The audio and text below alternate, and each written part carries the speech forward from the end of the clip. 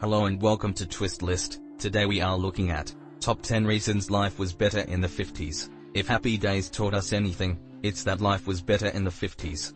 People left their door unlocked at night, kids respected their elders, and a guy who lived above his best friend's garage could still be cool so long as he owned a leather jacket.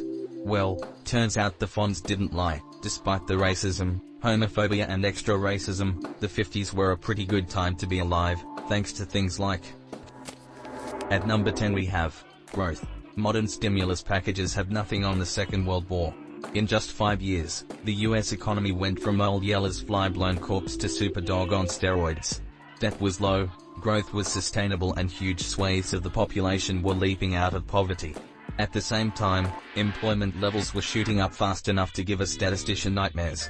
In 1932, unemployment had reached over 25%, 2 decades later, it was under 3%. For comparison, we've been stuck with around 8% for 4 years. Length of unemployment was also low. If someone lost their job, they could expect to be back in work within 4 months, instead of the 9 a modern layoff has to stick. The 9th spot on the list is occupied by fair taxation. Last year treated us to the depressing sight of a bunch of rich white guys throwing a massive temper tantrum over the thought of becoming slightly less rich white guys. At the heart of this congressional hissy fit was an ideology that states low taxes will help the economy, while high taxes will destroy it. Considering we hit recession with a top rate of 35%, that must mean we were paying almost nothing in those 1950s boom years. What, maybe 10%? Lower? Try 91. Business Insider analyzed tax rates since 1912 and found periods of high taxation corresponded to strong growth, while low taxation always heralded a bone-shaking crash. In the 1950s, a period when the middle class felt like it was pooping money, the government was raising taxes and people paid them. It's almost like our parents and grandparents didn't think billionaires paying less tax than their cleaner was somehow fair. Number 8 on our list is less crime. Despite what the media tells us, crime is falling. You're less likely to be murdered now than at any time in the last 20 years, though not as safe as you would have been in 1957. That's when the murder rate bottomed out at 4 people per 100,000, the lowest in 55 years. Before that it spent 3 years hovering around 4.1, which is still pretty good. For comparison, between hippie love in Woodstock, 1969, and O.J. Simpson getting his butt hauled back into court, 1997, it remained over 7. So all those stories your grandma tells about being able to leave her door unlocked at night and let her kids play alone in abandoned warehouses are completely true. At number 7 we have access to education. If you want to get ahead in life, get an education. Really, it's as simple as that. Countless studies have found that those educated to degree level make on average a ton more money than those who aren't. Unfortunately, college is expensive. Unless you're rich or prepared for a lifetime of debt, it's not really an option, unless you happen to live in 1950. Thanks to something called the GI Bill, kids who would never have otherwise gone to college found themselves doing just that. Running from 1944 to 1956, the bill put aside serious funds to allow returning servicemen a shot at education or training.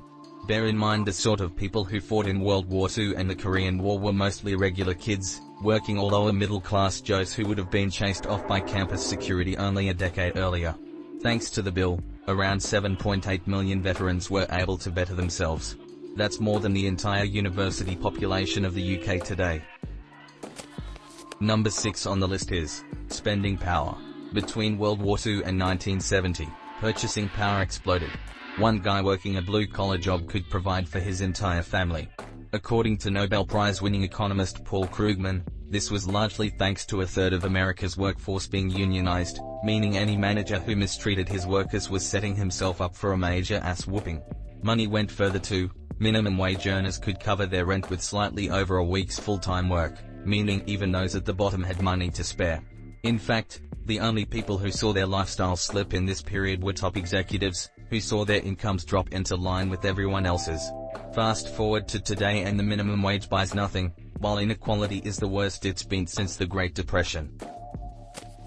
The 5th spot on the list is occupied by the suburbs. Today we think of the suburbs as a hotbed of depression, anxiety, and sex with your girlfriend's parents. But in the 1950s they were meant to symbolize everything that was great about modern America. And they did. For a huge chunk of the American public, The suburbs represented their first chance to get out of the inner city and into their own house. Pre-World War II, the younger generation mostly rented dingy apartments and concentrated on saving up. In Britain it was even worse. Prefab communities were built to replace horrific slums the Luftwaffe had recently flattened. To the children of the 40s, the suburbs were a huge step up. Suddenly you had light, space, a bit of land and a place to call your own. Best of all, they gave the growing middle class something to aim for, a reason to work hard and keep the economy growing. Number 4 on the list is social mobility. The basic idea of the American dream is that anyone who works hard will be rewarded. You start off poor, you bust your gut, and in 30 years you're CEO of everything. The 50s took the dream and ran with it. A child born in the USA post-World War II was more than twice as likely to graduate as one born literally anywhere else in the Western world. This trend continued right through to the early 70s, at which point neoliberalism raised its head. Skip forward to now and we've gone from being the best to the worst.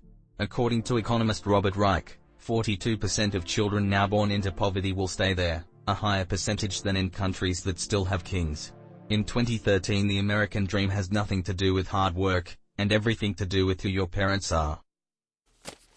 At the third place we have optimism. In Hollywood, setting something in the 50s is shorthand for things like nostalgia and optimism. When you look at everything else on this list, it makes sense, but how the hell do you measure optimism? Beginning in 1935, polling company IPO spent decades ringing strangers up and asking them how happy they were, a move that actually yielded usable data. According to this book, the 50s saw a surge of people claiming they were very happy, peaking between 1955 and 1960 at around 40%. That's the highest it's ever been. Remember, this isn't just happy but very happy, as in nothing could possibly be better. A different study measuring average happiness across the decades also placed the 50s as peak smiling time, with everything going downhill after that, right up till our groaning present. At the second spot is falling debt. The second installment of Germany's popular World War series sent us plunging into debt, but by 1950 it was already under control. At the start of the decade, debt was around 70% of GDP, by 1960 it had fallen to slightly over 40. And it kept falling. This wasn't some brief dip but an ongoing, sustainable trend toward the sort of debt levels Congress can only dream of. By comparison, we've spent the last few years piling the debt back on like Garfield coming off a diet. According to the Congressional Budget Office, we're on course to hit 77% this year, with some sources putting it at over 100. That would put our debt at almost the same level as during World War II, only without the excuse of a worldwide war. And finally, at number 1. Popularity. After World War II, America was popular. How popular? According to historian Michel Winnock, so popular even the French loved us. Despite the rise of left-wing anti-Americanism, popular polls conducted between 1952 and 1957 showed ordinary French citizens were infatuated with us. That's the same French who routinely gave us approval ratings as low as 37% following the Iraq War. Even in the countries we'd just bombed, our approval rating was good. Now compare that to 2013, where the government has a list of 34 countries it considers dangerous for Americans to simply show their face in, and Europe basically hates us. Thanks for watching. If you enjoyed this video and would like to see more, then please hit the subscribe button.